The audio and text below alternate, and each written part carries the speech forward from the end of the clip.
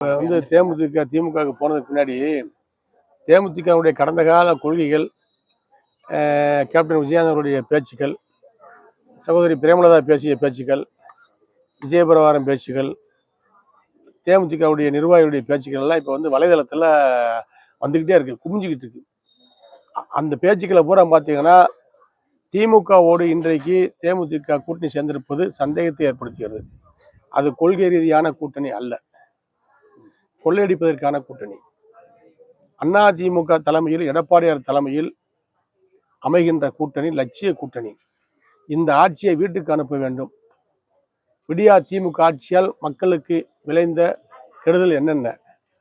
இங்கே சராசரி குடும்பத்தை பேசுகின்ற பொழுது கூட ஒரு குடும்பத்திற்கு அதிமுக ஆட்சியில், அம்மாவுடைய ஆட்சியில், எடப்பாடியார் ஆட்சியில் 30,000 செலவு வந்துச்சுன்னா, குடும்ப செலவு, இதர மளிகை செலவு, குடும்ப செலவு, பால் செலவு, சக்கரை செலவு, எல்லா அரிசி, எல்லா செலவும் சேர்ந்து 30,000 வந்துச்சுன்னா, இன்னைக்கு திமுக ஆட்சியில், விடியா திமுக ஆட்சியில் 80,000 வருது, 1 லட்சமும் வருது.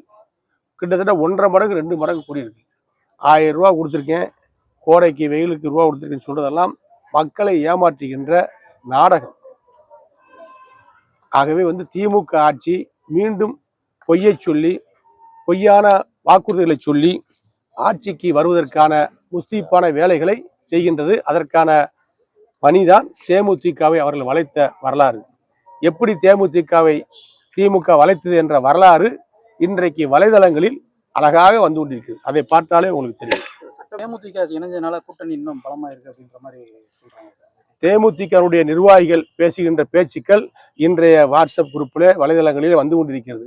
அத்தனை பேர் நொறுங்கி அதிமுகவில் இணைந்து கொண்டிருக்கிறார்கள்.